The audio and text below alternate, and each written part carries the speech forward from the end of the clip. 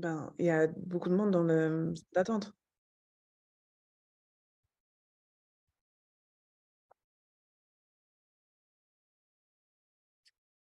Okay, hello everybody, and welcome to the launch for the Teachers for the Planet program. We are delighted to have you here on the last day of the Learning Planet Festival, which happens every year to celebrate the International Day of Education. We are still letting a few people in because there are lots of you, and we're so glad. So for those of you who are still being let in, good morning, good afternoon, good evening, and welcome to the Teachers for the Planet program launch. I am going to share my screen with you, so have a good look at who's on your screen, because in a minute you're not going to be able to see them because I'm going to share my slides.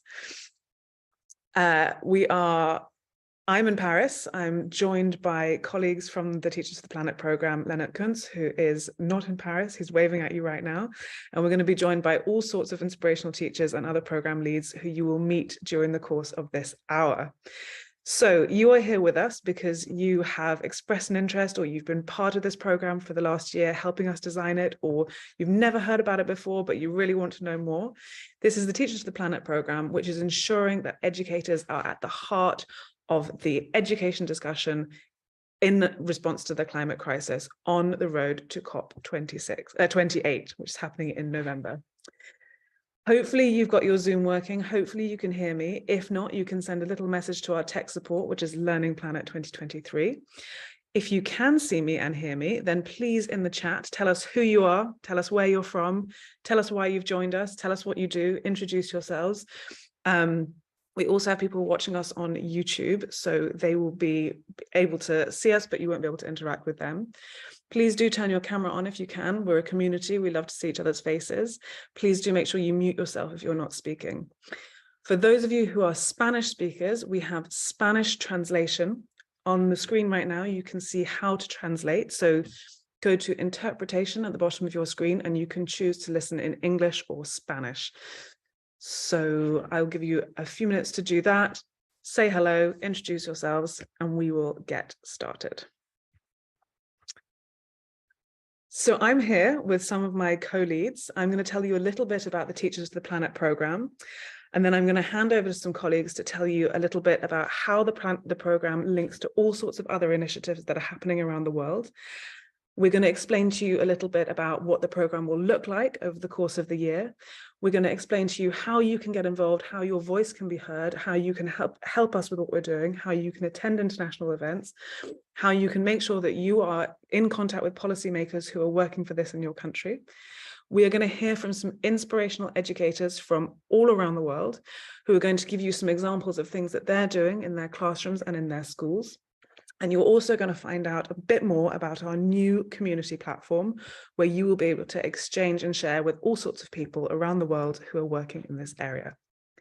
So without further ado, the Teachers for the Planet program is a new program, but it has been in development for over a year. This time last year at the Learning Planet Festival, we launched a big call asking teachers to share their dream lessons with us. And what we found was teachers were getting in touch with us saying, we really, really want to address the climate crisis in our classrooms and in our schools. We know it's important, but we don't necessarily have the tools. We don't necessarily have the knowledge. We don't necessarily have the support or the resources. Can you help? So with our partners, the Aga Khan Foundation and Teach for All, Learning Planet Alliance started developing a program, and many of you were part of that, and we thank you so much because your contributions have been invaluable, and we are now here at the official launch. So the program understands that many teachers around the world really want to be part of the solution to the climate crisis. They don't have the resources or the time or the space or the knowledge or the support from their schools to do so. But the program recognizes that teachers play a really critical role in this global response to the climate crisis. We cannot leave them out. What the program wants to do is to bring the voice of teachers and the actual teachers themselves to key global climate and education events over the course of this year, culminating at COP28 in November, but including other events like the Schools 2030 event in June in Portugal, like the UN General Assembly, and others throughout the year as they arrive. What we are also planning to do is to showcase solutions from teachers around the world on our online platform. And this will be something that's presented to policymakers at COP28. So it's going to be a lot in a year. We've got loads to do. We are really excited by the number of teachers who've already expressed an interest, and we are still looking for teachers who would like to join us in this journey.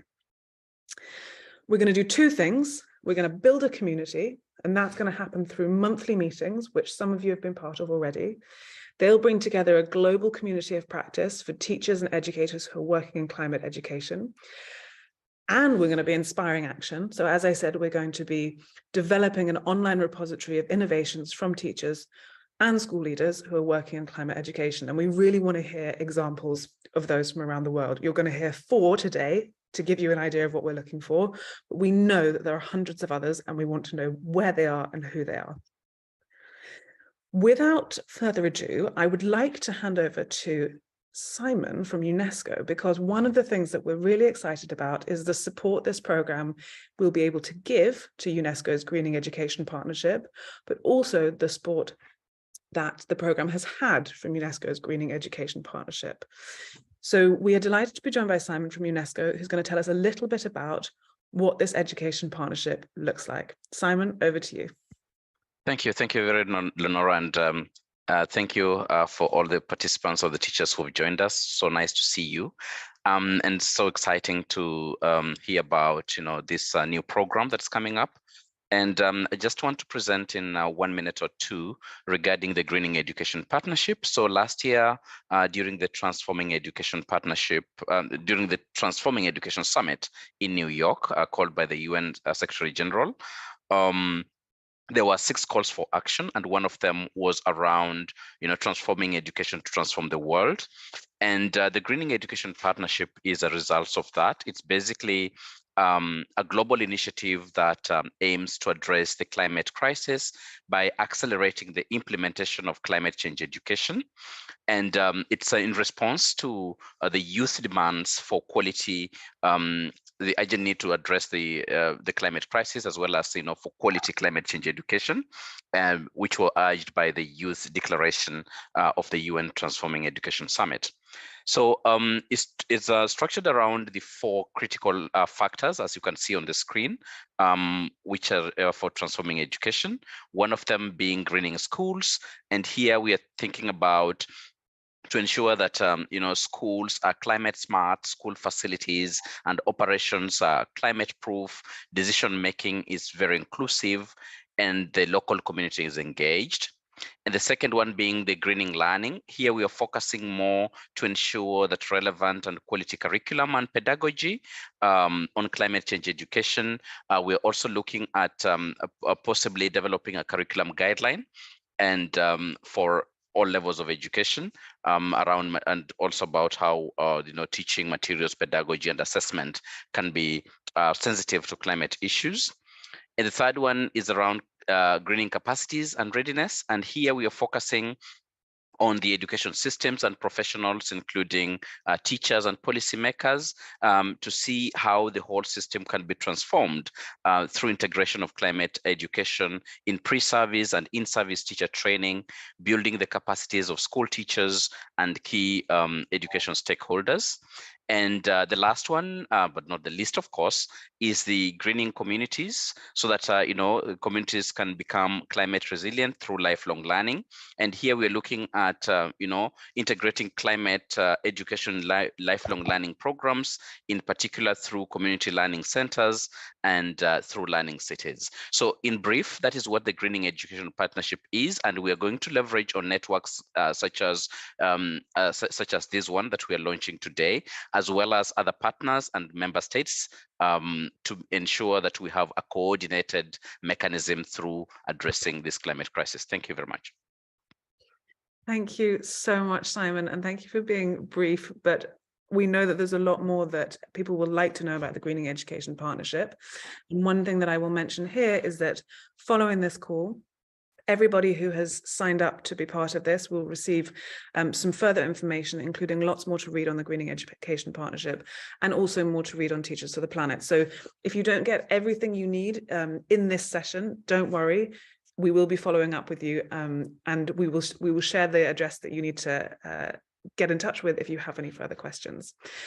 So what you're seeing right now is an idea of some of the people, some of the organizations, some of the actors that are involved in this program or have given support or advice or have been part of its design. And I want to say thank you again. I see many of you on the call, and I can hear my voice a little bit. I see many of you on the call, and we're delighted to have you with us. So you can see around the edge of the map, all sorts of organizations who have been part of the design, who've been either part of our advisory or have really shared their resources, shared their time, shared their support, and are going to continue to be involved going forward. The map shows you to date where the teachers who have been part of the design of this and who have expressed an interest in going forward are based. So you can see we do have teachers from lots of different countries. We are still missing some countries, and ideally we'd like to have teachers from all over the world. So one of the things that we'll be asking people to do is to share this with their networks, with other teachers who are working in this space, because we'd like to have voices from all over the world, but we're not doing badly so far. So you are part of a global movement. The fact that you are here means that we are counting on you, and that we know that you care about this as much as we do, we hope. So we think this is really exciting, and we're looking forward to the rest of the year. What I said I would do next is describe a little bit what the process of this year is going to take to give you some concrete idea of what it is we're asking program participants to take part in, what the opportunities are for you, and what the opportunities are for other people that you know who might be of interest. The reason I asked Simon to speak first is because for the first half of the year, much of what we're going to be doing is going to be supporting UNESCO's Greening Education Partnership. So as I said, we have a community of practice that meets online and in person, roughly once a month. In those meetings, we always learn together, and we always share really inspirational examples from teachers around the world who are addressing the climate crisis in their classrooms. The first 4 of those meetings, this is the first meeting, but the following 4 meetings will be directly aligned to the 4 pillars that Simon has just explained. So greening learning, greening schools, greening capacity, and greening communities. And following each of those meetings, we will be putting out a call for inspirational examples from teachers around the world who are working to green learning, working to green schools, working to green capacity, and working to green communities. We will be collecting all of those examples, and we'll be putting at least 25 of those for each topic onto our online repository. I'll remind you that the online repository is what we're planning to take to policymakers at COP28, so that policymakers who are really thinking about how to address the climate crisis through their educators and through their schools have a ready-made database of potential examples for things that they could use in their own countries. So we're looking for solutions, and I'd like you to start thinking about what you're already seeing in your networks, what you already know. Perhaps you yourself are already doing something in your classroom. So those will be the first 4 meetings. After that, we have an in-person meeting, which is in Portugal in June. That is run by the Aga Khan Foundation and some of its other partners under the Schools 2030 banner. And that unites schools and teachers around lots of different topics. But one of those this year will be climate and education. And so we will be asking you to tell us if you'd like to come. And we will be working with some of you to make sure that you're able to be there with your inspirational examples of climate education in classrooms. That's the first half of the year. The second half of the year will focus more on preparing for the UN General Assembly and for COP28. And we'll be talking a little bit more about that as we go through the year. So I hope that you can see that we have a real plan for this year. We really want you there. We really want you involved. And without further ado, I am going to pass over to probably the more exciting part of the meeting, because we have invited some inspirational educators to be with us. I won't say more about it, but I will introduce Leonard Kuntz, who is the education and climate lead at Teach for All. He can introduce himself better than I can, and he will be telling you a little bit about these educators. So, Leonard, over to you. Thank you, Leonora, and it's so great to see everybody. I'm super excited about this day. As Leonora said, this has been collaborative effort with so many people involved, many of whom are here today. And I'm just really excited that this day of the launch has come. So as Leonora introduced, I'm Lennart Kunze. I lead the climate education and leadership work at Teach for All. And Teach for All, we are a global organization and a network of independent, locally led organizations, so-called network partners, in 60 countries around the world that are all developing leadership to ensure that all children can fulfill their potential.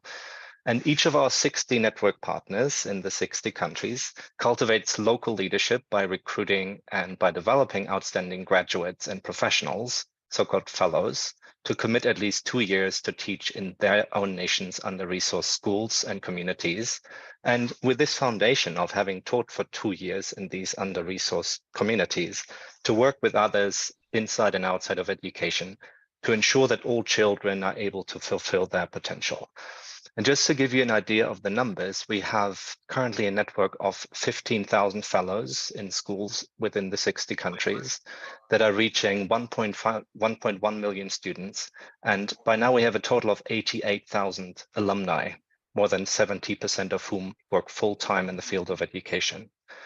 And the entire network works towards supporting all students to fulfill that. I hear something else in the background.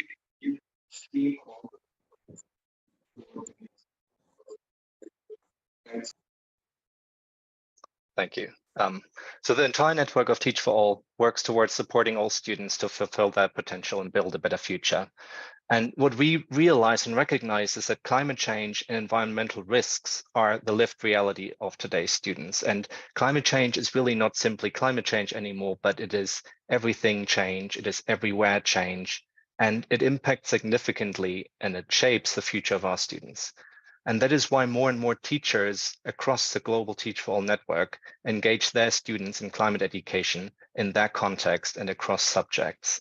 And we have a global climate education community at Teach for All with already 380 members. And what we realize in the conversations in that community is that climate education is not a simple task, but there's really key barriers such as a lack of space in the curriculum and lack of funding, a lack of customized teaching resources, a lack of teacher training, and in most contexts, there's also a lack of leadership for creating the framework conditions for engaging students in meaningful climate education. Furthermore, what we see is that good climate education is an approach. So it's about collective leadership, it's about student agency, it's about student empowerment, rather than one specific action like tree planting. So there's no universal blueprint, and that's why it's so important to bring solutions to the fore that can really capture the inspiration and trailblaze climate education around the globe. And that is why we're so excited to showcase 4 outstanding climate education solution from 5 members of the Global Teach for All network today. And we hope that these can be of inspiration for others and put in motion maybe a conversation with others where we exchange and where we continue learning from one another. So with those 4 presentations that we will hear in this launch session today, we'll move from, first of all, talking about a classroom level of climate education to then talking to teacher training for climate education, to then talking about developing customized resources for climate education. And with the last presentation, we're talking about organizational strategy towards climate education. So 4 key parts that are all vital to addressing key barriers towards climate education in schools. So without further ado, we'll start with the first presenter, who is Egoitz Exiandia, who is an Empieza por Educar alum from Spain, and he's a high school teacher in Spain. And he'll present about the circular economy projects that he engages students in. So Egoitz, I hand it over to you. Yeah, thank you, Leonard. As Leonard said, I'm Egoitz Exiandia, Empieza por Educar alumni and teacher. First of all, I wasn't a good student on my time. So that's when I really thought about becoming a teacher. I thought that I should have a different style teacher. And that was the first thing I realized. I super fast get bored about traditional teaching methods. I'm an economics, business, and marketing teacher. And as I said, I was super bored to teach classic economical systems as capitalism versus communism and all this style of content. So I realized that the student is something else. Society has changed, students has changed, and we have to change with them as well. Next. And I contact the principal and the board of directors from my school, and I told them that if I would have the chance to prove that a new way of teaching could be done, should have focused in three main pillars that were my personal hobbies, my personal passions that I'm trying to transmit to my students on a daily basis. First one was climate change. I've been studying, reading, and all about different kind of bad impact that we warming and we are facing as a society. And circular economy was my biggest outcome out of it. So I read, I write about it, and I try to find ways to find new blue oceans in our school, pushing out the students' entrepreneurship values and motivating them, creating something out of the book learning. Next. In the past 7 years, I've been creating local companies with different groups of students that I have a chance to live and experience with. And some of them are circular art, sleep tile, mask bags, and funky thinking. Next.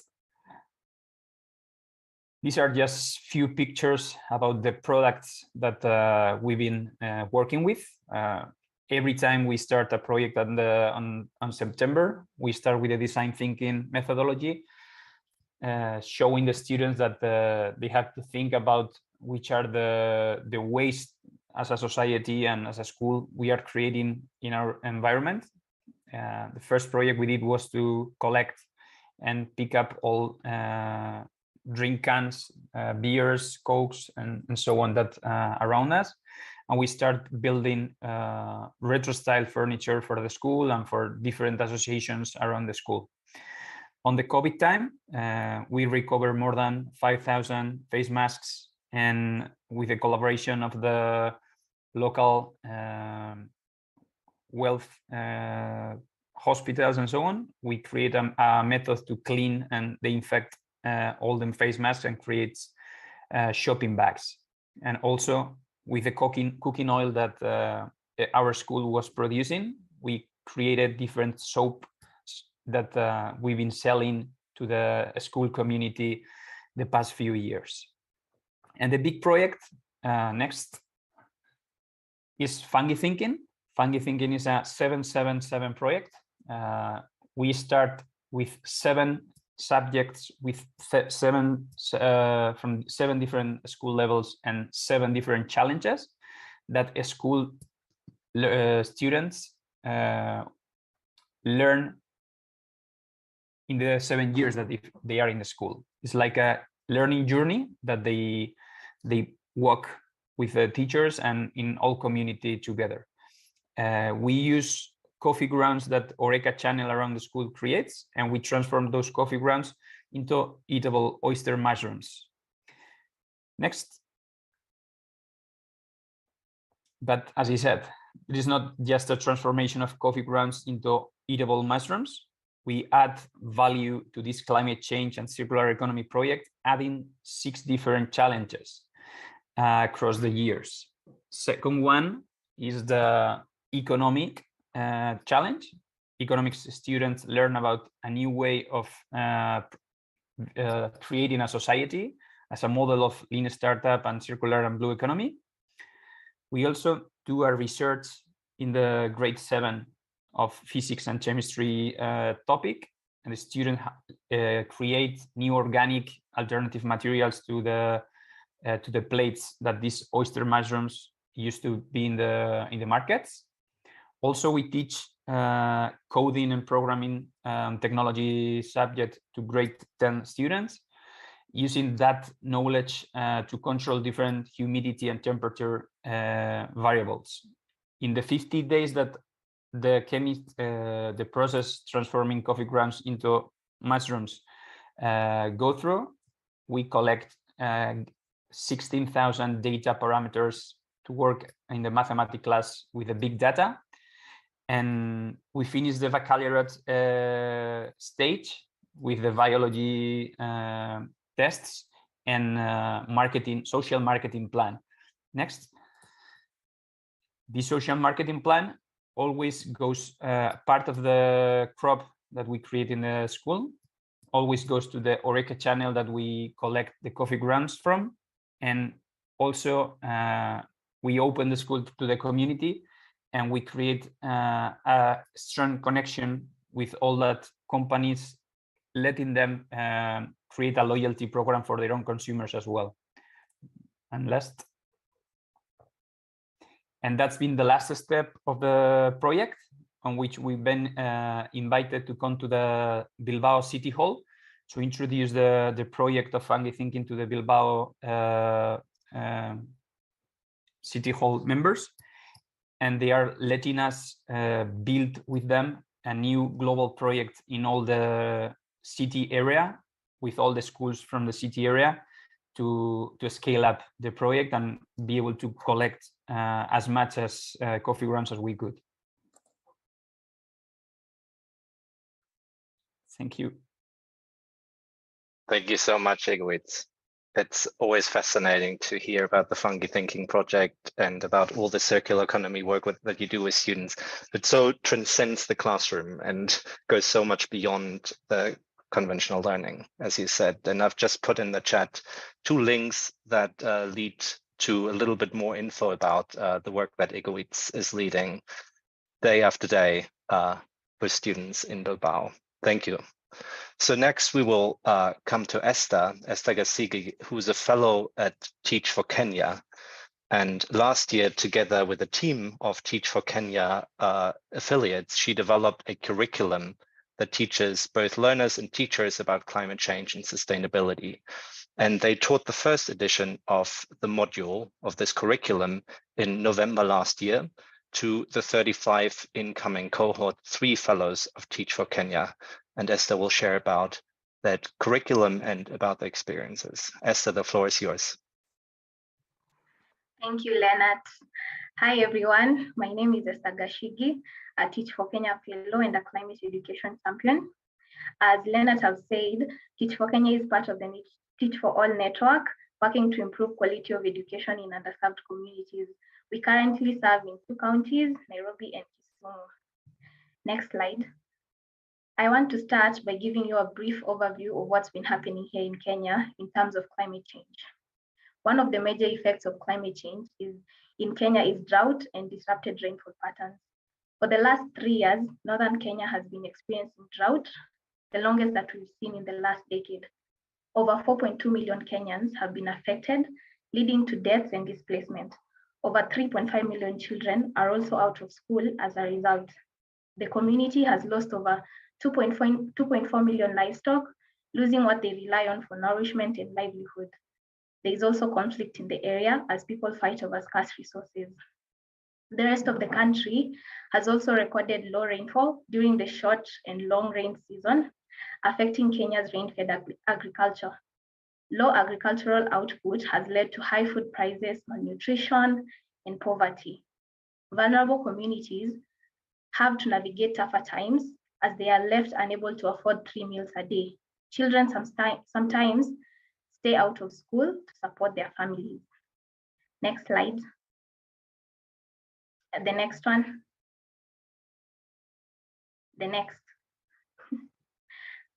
Okay, another effect is some parts of the country are experiencing rising lake levels. For example, lakes in Rift Valley have been getting bigger. And one lake, for example, is Lake Nakuru, which is getting bigger by 50%. The effect is that homes, farmlands, and wildlife reserves have been engulfed. Over 400,000 people have been displaced. Economic instability has therefore resulted. Next slide. In Mukuru Kwanjenga, the community I serve, the major effects of climate change are unavailability of water and food insecurity. High food prices have led to malnutrition. Learners sometimes rely on the school's lunch program for food. To address this problem, I started an urban farming project that aims to provide a sustainable alternative to expensive food. Next slide. Next. We recycle plastic containers and use them to create hanging gardens both at school and at home.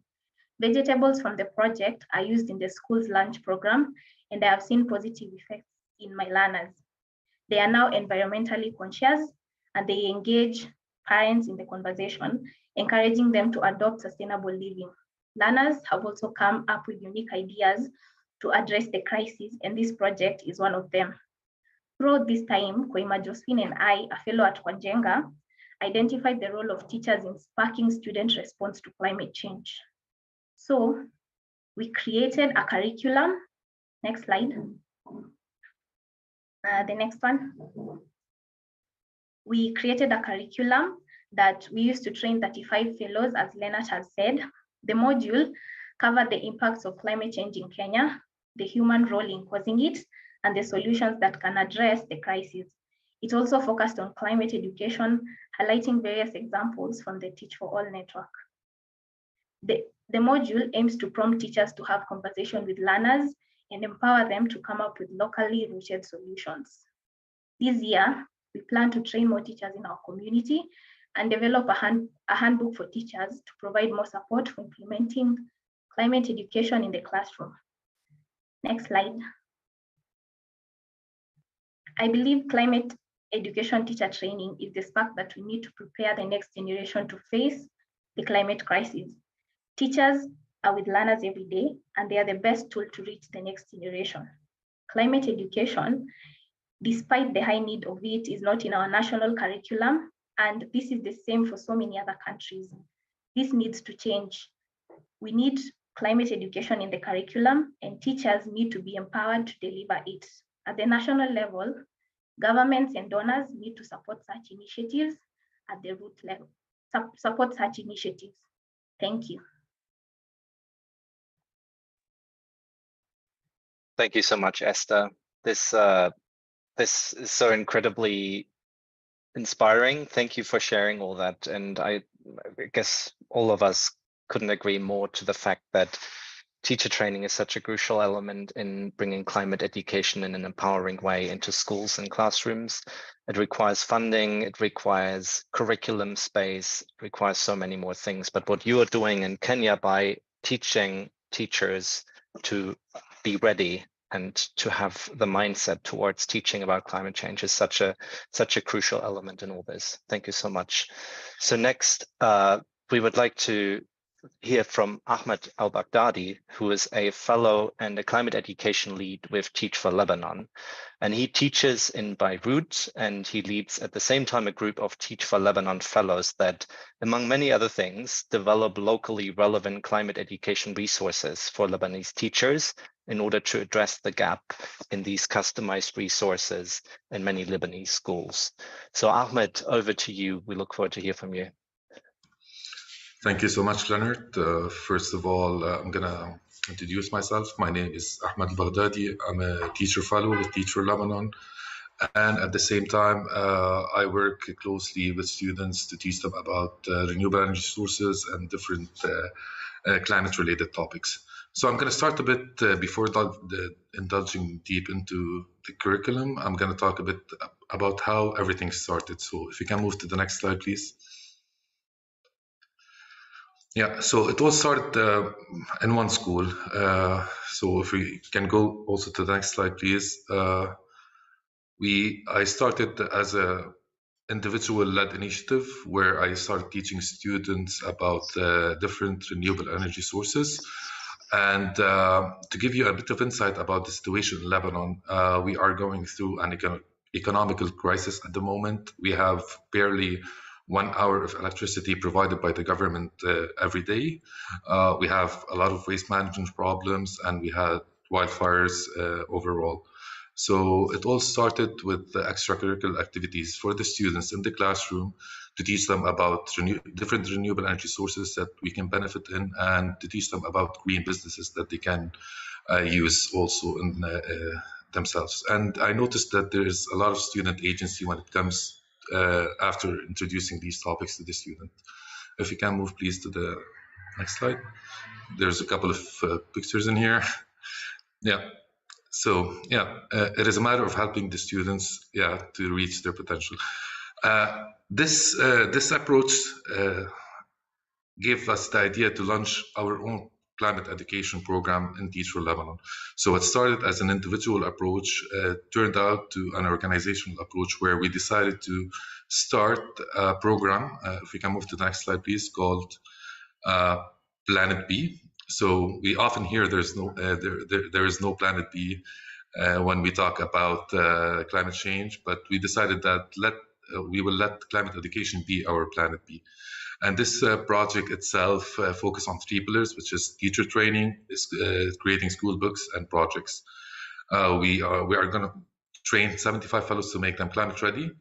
And the most important part of this project is creating a contextualized curriculum while creating workbooks and teacher guides for teachers to use them in their classroom for all subjects. We often hear that climate education can only be taught through sciences, which is false. We are trying to prove this, and we are creating a curriculum for all subjects, from languages to history, geography, mathematics, and sciences as well, from grade 1 to 9. And we kept the Lebanese curriculum intact, so we are just like taking the curriculum as is and introducing climate education in it, in what we're doing right now. And we are a team of 10 fellows that we are working at the moment on creating this curriculum. If we can move to the next slide, please. Yeah, and this is a kind of example of what's the workbook that we are creating. This is a grade 1 science teacher's guide. We are keeping the curriculum as is, if you can see, but we added objective related to climate change, which is like identify the different element of nature in this topic.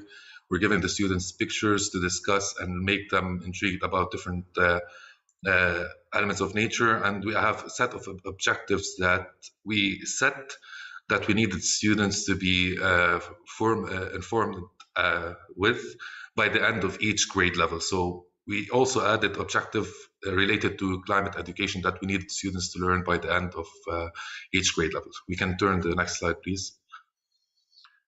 There's also 2 pictures in here related to, so then the next one. Yeah, the next one, please. Yeah, so just to put things into perspective, this is a tailored approach. So we are creating a contextualized curriculum related to our situation in Lebanon at the moment. And we need a tailored approach to every context. So probably this approach would work differently in another country, and so on and so forth. And it's really important to notice that teachers need to be equipped with materials. And this is what often we hear. We don't have materials to be provided to teachers to help them teach about climate education. This is what we are tackling at the moment. We are providing those teachers with materials and making it as simple as possible for them to teach about climate education. There's a picture on this slide also that shows part of the team and a trip to one country in Lebanon. And you can see this is a shore where there's waste all over the shore. And this is a sad reality that we live. And this is where we need to change, because our students are the future of tomorrow. So they are the leaders that they are gonna change this. If we can move to the last slide, please. Next one. Yes, I'm going to end this with like a couple of things to say. This program is taking place with 0 funds. So it's purely the work of 10 fellows that are giving from their own time to create this curriculum. And I believe government have to step up.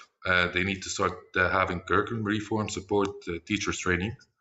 And it's really important to highlight that funds related to climate change, often goes to technology and development, and climate education is often disregarded and neglected. So, and at the end of the day, it's really important for climate education to take place, because we are preparing today's learners to become tomorrow's leader. They are the change, and they are our solution. Thank you so much. Thank you, Ahmed.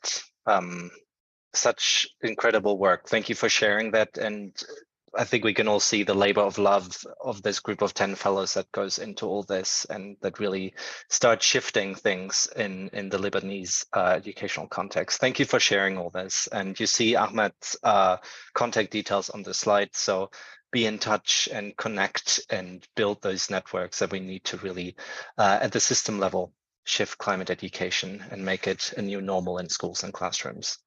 So as the last presentation, we're gonna move to the organizational strategy towards climate education. And for that, I'm gonna invite Hamna Amir, who is a senior associate for development and partnerships at Teach for Pakistan, and Hassan Dajana, who's an alum and program manager at Amal Academy and an alumnus of Teach for Pakistan.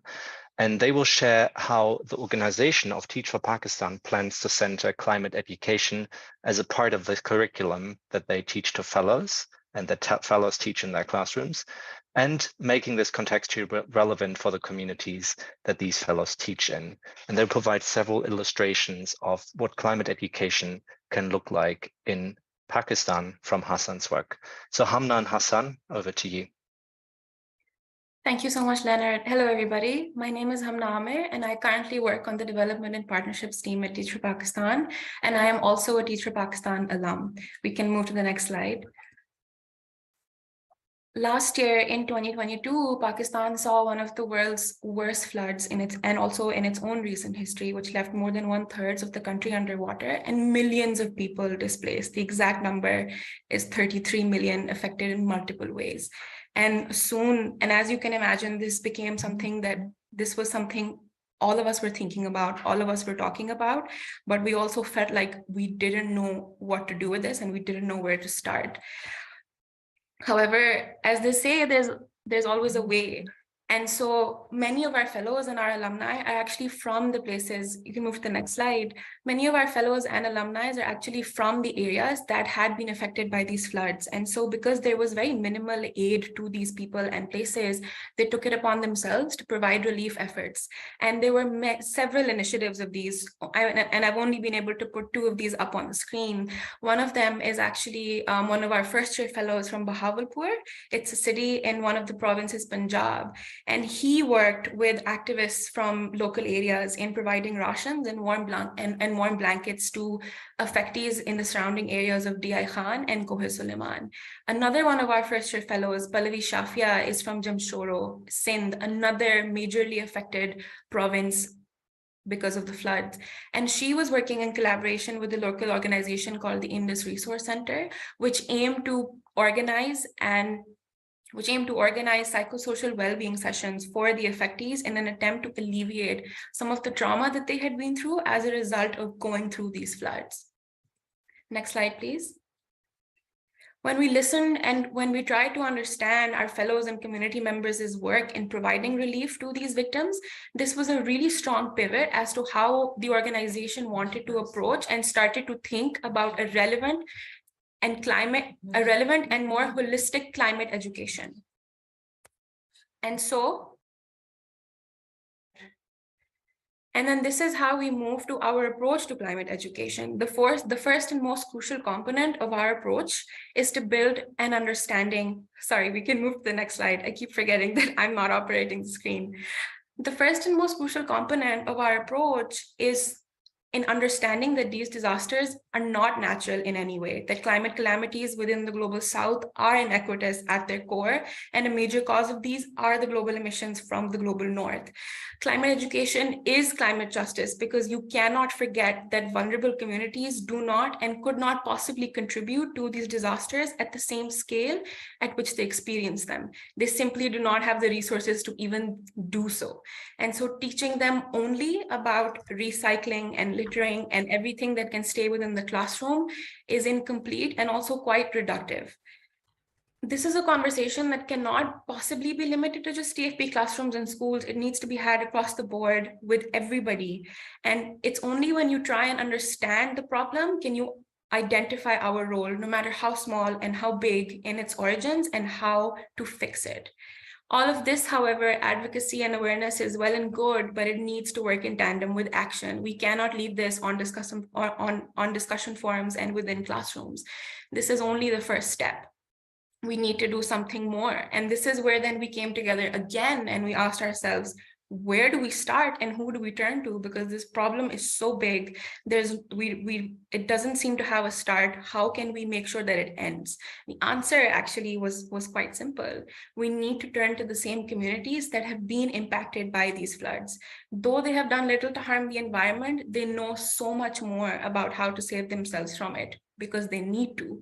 And we saw multiple examples of this last year, where so many people from affected and flood affected areas took up protective measures in order to save themselves, their houses, and their families and loved ones. Just one example, a village in Sindh created a temporary canal when they knew that their village would be hit by the floods in an attempt to redirect the flow of water. And what happened was that they were saved. It saved them from a lot of potential damage. The water was redirected. And if you think about it, this is not something that you would come up with yourself if you've been in this, if you were to come across the situation, because you're not taught about it in classrooms. You're not taught about it anywhere. And so if we are to take collective responsibility in mitigating the effects of climate change, our solutions need to come from affected and vulnerable communities, because these are the people that have borne the brunt of these disasters, and they are better equipped to provide us insight into how we can protect not only ourselves, but also the environment, which is a crucial part of your climate education as well.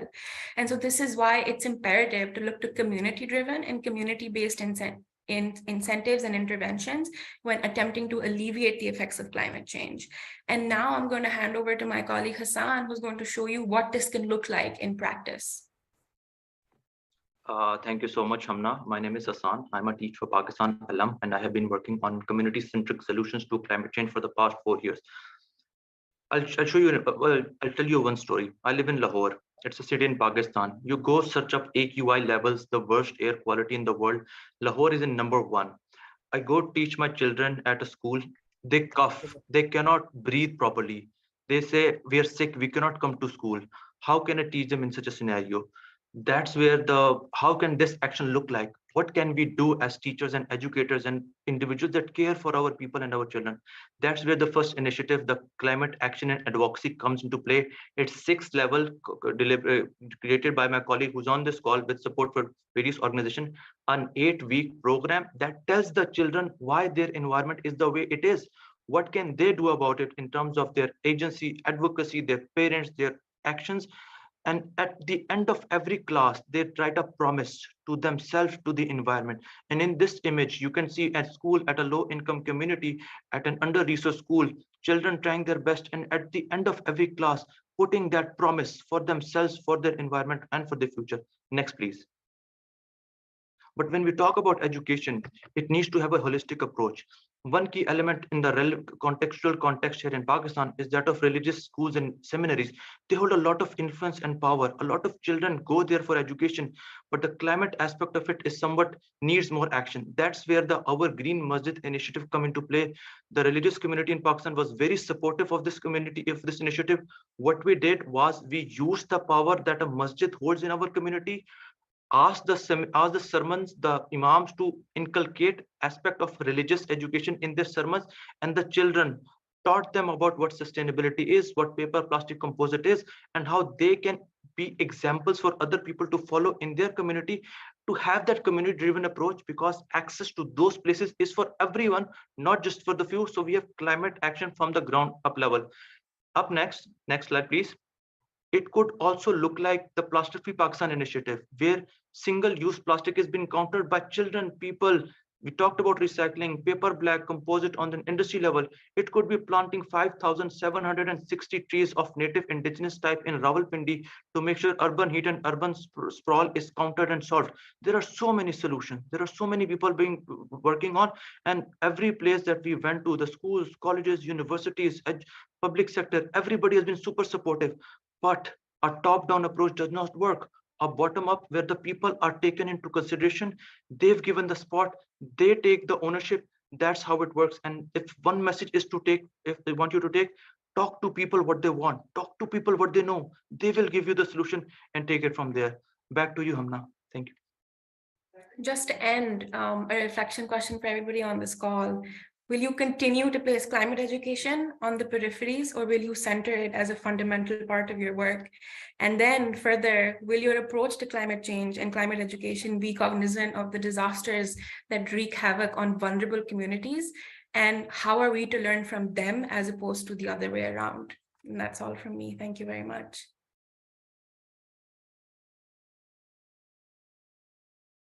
Thank you so much, Hamna and Hassan. That's so powerful. And I'll leave it at that, and I'll pass it back over to Leonora. Thank you to all the presenters. Thank you so much to the five of you and to Leonard for organizing for you to be here. It's not the first time I've heard some of these stories, but every time I hear them,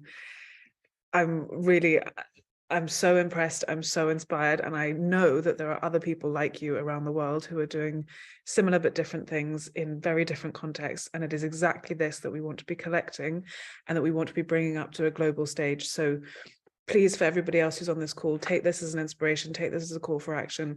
We'll be asking you to find these people in your networks, in your communities, because they exist and they are doing such good work. So thank you so much for joining us today.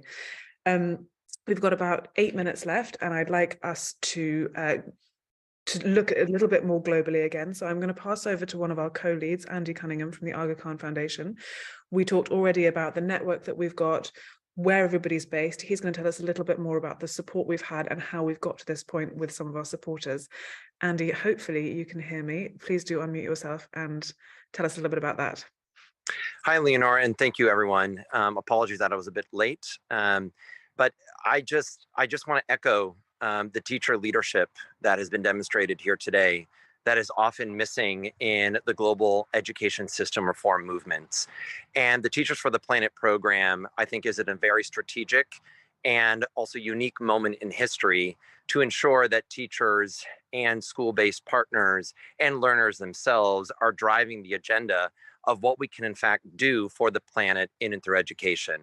And we just wanted to highlight that the initiative is also connected not only to the UNESCO Greening Education Partnership that was brought up at the beginning of the call, but also a unique consortium of actors and partners around the world through the Rockefeller Foundation's and Brookings initiative called 17 Rooms to represent the 17 Sustainable Development Goals, of which Room 4 focuses on quality education for all. With the support of Dubai Cares and a number of other different partners around the world, this is going to be the platform to not only elevate, but amplify the concrete solutions that the policymakers simply do not have access to, and they need desperately in order to inform budget and policy directives. So with that, we just wanted to put that at the forefront, and this is the journey that is moving forward all the way to COP28, and we are privileged and proud to be working with teachers and schools first. And you, all of us are going to be directing that change, not only from the bottom up, but frankly, everyone says STEM education or all these other different kind of, different acronyms. I mean, we need to be taking the kind of STEP education of socially transformative education for the planet. So the steps that I heard today is really kind of that movement that's moving forward. And we are thrilled to invite you into that systems level conversation, not only as participants, but frankly, as the leaders of it. So thrilled to be part of it and excited about inviting more of these solutions into the global apparatus of change. Thanks. Thank you, Andy. So one of our other partners who's been really instrumental in helping us design this program is the Varkey Foundation. You may know them because they exist to support building the capacity and status of teachers around the world. And they run something called the Global Teacher Prize, which is $1 million prize for a teacher who's made outstanding contribution to the profession. And they have come on board as a partner to give us a space to collaborate and converse with each other so that we're able to talk easily and to share our ideas and to share our thoughts and to share our plans. I'm hoping that we've got Rebecca Warbrick with us. Rebecca, if you can hear me, please do tell us a little bit more about the platform that you are launching for the Teachers of the Planet program. Hi, thank you so much, Leonora. As has been echoed already, we're absolutely honoured to be partnering with Learning Planet and the other organisations on such a worthwhile initiative. As always, it's really inspiring to hear about the incredible work being done already. by teachers and the institutions we've heard from today and otherwhere. And we're at the Varkey Foundation absolutely delighted to be able to provide the Teachers for the Planet community with an online home.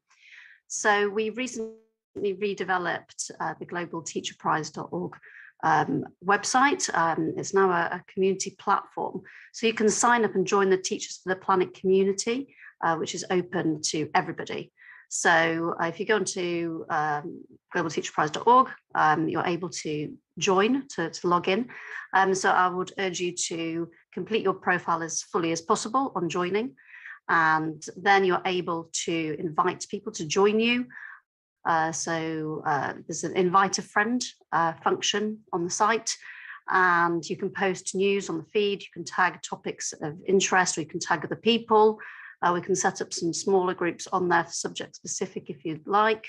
You can also write news articles. Those will be submitted for approval prior to publishing.